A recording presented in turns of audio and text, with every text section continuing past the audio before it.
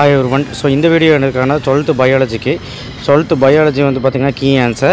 So ரொம்ப ஈஸியா இருந்துச்சு. क्वेश्चन பேப்பர் உங்களுக்கு எப்படி இருந்துச்சுன்னு கமெண்ட் பாக்ஸ்ல கமெண்ட் பண்ணுங்க. ரொம்ப ஈஸியா இருந்துச்சுன்னு தான் எனக்கு தோணுது. சில பேர் பாட்னி ஈஸியா இருக்குன்னு சொல்லி என்ன திட்றீங்க. சாரி கஷ்டமா இருக்குன்னு சொல்லி என்ன திட்றீங்க. ஆனா உண்மையிலே எல்லாமே ஈஸியா தான் இருந்துச்சு. So ஆன்சர் ஃபர்ஸ்ட்க்கு ஏ சுவாமிநாதன், செகண்ட் வந்து green manure, தேர்ட் வந்து எம்ப்ராய்டரி சாக், ஃபோர்த் வந்து எனக்கே கொஞ்சம் கன்ஃபியூஷன் தான் அடிச்சு போட்டுருக்கேன். ஃபிஃப்த் வந்து பி அண்ட் ஃபோர்த் வந்து டி, சிக்ஸ்த்து வந்து டி, செவன்த் வந்து ஏ, எயித்து வந்து ஏ. ஸோ பாட்னி கொஸ்டின் ஒரு பார்த்தீங்கன்னா ஸ்டோமியம்னா என்னென்னு கேட்டால் டைப்ஸ் ஆஃப் சினாப்சிஸோட டைப்ஸ் என்ன கேட்குறாங்க. நேம் தி கெமிக்கல் யூஸ் இது புக் பேக், வாட் இஸ் பேர், repeated question. Primary introduction and secondary introduction வந்து நம்மளோட ஹைபிரிடைசேஷன் அந்த லெசனில் இருக்குது. வாட் இஸ் கோ எவல்யூஷன் அதுவும் ஈஸி தான். ஸோ கிராஃப்டிங் அண்ட் லேயரிங் கண்டிப்பாக நான் சொல்லியிருந்தேன். சிக்னிஃபிகன்ஸ் ஆஃப் ப்ளாடி சொல்லியிருந்தேன். So 4 example of plant cultivating commercial agro forestry இல்லைனா ஸ்பைருலினா இது வந்து நம்ம வந்து இம்பார்ட்டன்ட் சொல்லியிருந்தோம். But write short on bio monitoring கேட்குறாங்க. பயோ மானிட்டரிங் பற்றி நம்ம வந்து ஓனாகவே கதை அடிச்சு விடலாம். ஸோ அடுத்தது அனாமல்ஃபிலிஸ் அண்ட் இன்கம்ப்ளீட் டாமினன்ஸ் நம்ம வந்து சூப்பராகவே எழுதலாம். Anatomical adaptation of xerophytes or active principle and medical value 2 plants have you studied. So இது வந்து நம்ம ப்ராக்டிக்கல்லே இருக்குது. ஸோ கண்டிப்பாக வந்து பார்த்திங்கன்னா ஓனாகவே எழுதலாம்.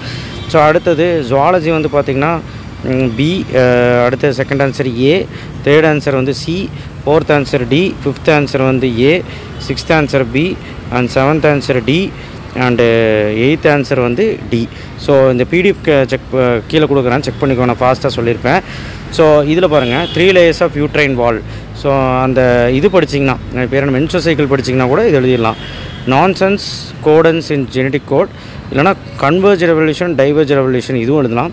Name any 4 human viral disease இது எது வேணும் எழுதலாம். ஹெச்ஐவி எழுதலாம், இல்லை வந்து கொரோனா வைரஸ் எழுதலாம். அந்த மாதிரி சிஎஃப்சினா குளோரோஃப்ளோரோ கார்பன் அண்டு பிஏஎன்னா நீங்கள் வந்து பார்த்துக்கோங்க. ஸ்டெனோப்ஸ் கிவ் எக்ஸாம்பிள் இது ரிப்பீட்டட் கொஸ்டின் தான்.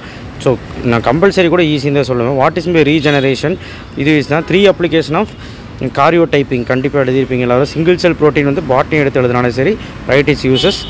ஸோ டிஃப்ரென்ஸ் பிட்வீன் இன்செஸ்டிவ் அண்ட் எக்ஸிஸ்டிவ் இது கண்டிப்பாக கேட்பாங்க, நான் சொல்லியிருந்தேன்.